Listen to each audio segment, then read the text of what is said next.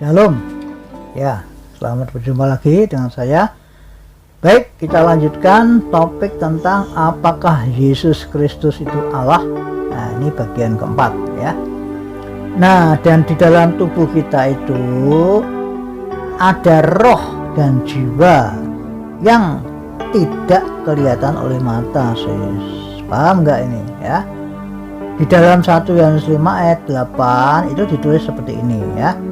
Dan ada 3 yang memberi kesaksian di bumi, roh dan air dan darah, dan ketiganya adalah satu. Nah, perhatikan kalimat roh dan air dan darah, dan ketiganya adalah satu itu, sis.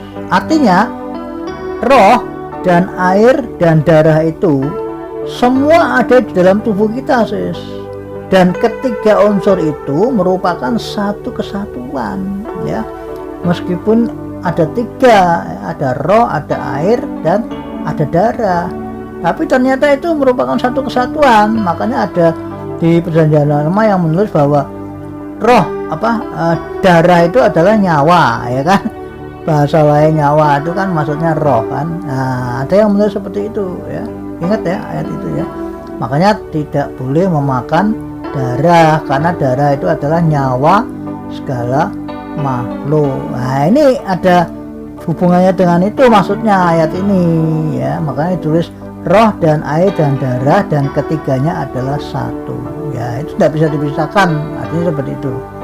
Nah, jadi bedanya kondisi kita atau manusia yang memakai tubuh alamiah dengan kondisi Bapa yang memakai tubuh rohania itu seperti itu, sis. Itu bedanya. Kalau Bapa memakai tubuh kemuliaan atau tubuh rohania tidak bisa dilihat oleh mata.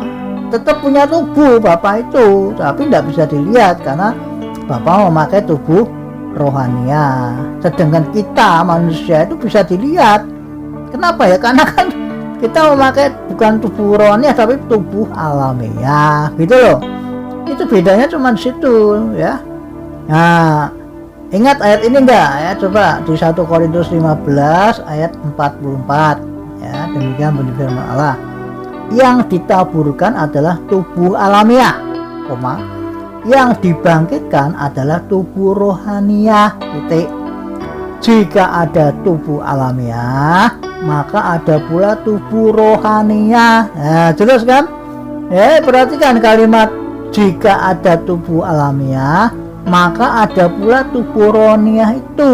Itu perhatikan itu, sis. Artinya memang ada tubuh alamiah yang bisa dilihat oleh mata, dan ada tubuh rohaniah yang tidak bisa dilihat oleh mata jasmani. Ya, seperti tubuh Bapa itu, gitu loh. Paham enggak ini ya? Ya.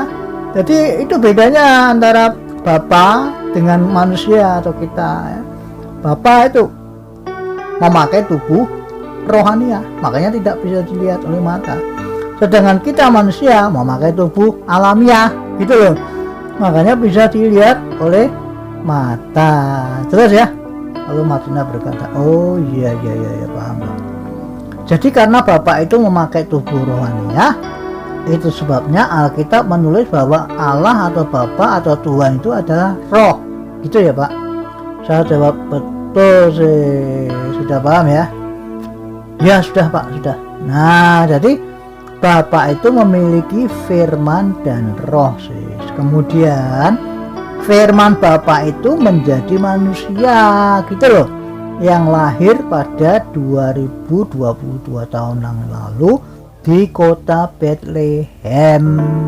Nah, ini bukti ayatnya, Yohanes 1 ayat 14. Demikian bunyi firman Allah. Firman itu telah menjadi manusia dan diam di antara kita, dan kita telah melihat kemuliaannya, yaitu kemuliaan yang diberikan kepadanya sebagai anak tunggal Bapa, penuh kasih karunia dan kebenaran. Nah, jadi perhatikan itu ya. Firman itu telah menjadi manusia. Nah, itu perhatikan. Artinya yang menjadi manusia itu adalah firman-Nya atau perkataannya Bapa atau Allah, gitu loh, sis. Nah, dan sis harus tahu bahwa firman itu oleh Yohanes dikatakan adalah Allah.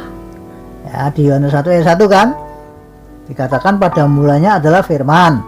Firman itu bersama-sama dengan Allah atau Bapa, dan firman itu adalah Allah atau Bapa. Ya, jangan bingung ini maksudnya adalah bahwa firman itu juga adalah Allah atau Bapa. Kenapa? Ya karena kan firman itu adalah perkataannya atau suaranya Bapa atau Allah gitu loh sis. Ya kayak saya gini lah, saya ini kan punya kata-kata atau punya suara ya, atau saya bisa bicara. Ini kan saya bicara, ini kan kata-kata saya. Nah, jadi orang itu bisa saja berkata bahwa suara atau kata-kata saya itu adalah saya, kan begitu. Sama aja toh. Yohanes berkata bahwa firman itu adalah Allah. Ya, walaupun tepatnya adalah firman Allah, tapi kan tidak salah bahwa kata-kata atau firman Allah itu kan adalah Allah. Ya seperti saya ini, kata-kata saya ini kan adalah saya, kan tidak salah karena memang itu kata-kata saya gitu loh, paham ya? Lalu Matius berkata, oh gitu, ya. Berarti kalau gitu Roh Kudus itu juga adalah Allah ya Pak, karena kan Roh Kudus itu adalah rohnya Allah atau Allah, rohnya Bapa yang diam di dalam diri Bapa, gitu ya Pak. Saya jawab, iya betul sih, gitu, paham ya? Lalu Matius berkata, oh iya, paham Pak. Jadi firman itu telah menjadi manusia atau Yesus Kristus. Berarti Yesus Kristus itu adalah firman-Nya Allah atau firman-Nya Bapa, sekaligus Yesus Kristus itu juga adalah manusia, gitu ya Pak? Saya jawab, betul sih. Nah, itu yang Alkitab ajarkan ya. Kita tidak usah menafsir, malah salah. Kita baca saja lalu dipahami, dipimpin oleh Roh Kudus, kita aminkan, selesai. Tidak usah pakai tafsir segala macam, malah salah nanti. Kalau kita nuruti firman Allah dipimpin Roh Kudus, tidak ada yang bisa salah karena semuanya ada dasarnya, gitu loh. Nah, makanya Yesus Kristus yang adalah firman Allah dan manusia itu, beliau berkata kepada orang-orang Yahudi pada waktu zaman itu ya, di dalam Yohanes 8 ayat 58. Demikian kata Yesus kepada mereka, aku berkata kepadamu, sesungguhnya sebelum Abraham jadi, aku telah ada. Oh, perhatikan ini ya. Nah, padahal kan waktu itu kan Tuhan Yesus Kristus itu kan baru lahir di Bethlehem. Umurnya kan belum ada 50 tahun sis ya.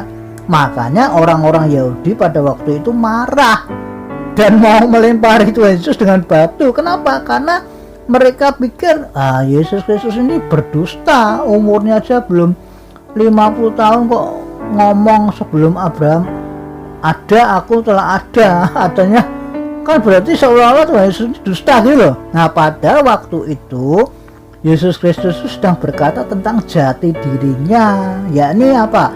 Yakni bahwa dia itu sebetulnya adalah firman Allah atau firman Bapa, gitu loh sis. Kalau firman Allah kan memang sudah ada sebelum Abraham ada kan ya. Bahkan sebelum semuanya ada kan memang firman itu kan sudah ada, karena firman itu kan ada di dalam diri Allah atau Bapa, gitu loh. Nah, namun orang-orang Yahudi nggak paham itu. Apa yang dimaksud perkataan Tuhan Yesus pada waktu itu, orang-orang Yahudi tidak paham, makanya mereka marah malahan. Nah itu paham ya. Lalu Matius berkata, oh iya. Wah, intinya Yesus Kristus adalah firman Allah dan manusia tanpa dosa atau cacat celah, gitu ya Pak? Saja betul sih, sudah paham ya. Lalu Margina berkata, oh iya Pak, sudah Pak. Wah, lain kali saya mau tanya lagi ya Pak tentang Yesus Kristus itu ya Pak. Ya sis, Tuhan Yesus memberkati.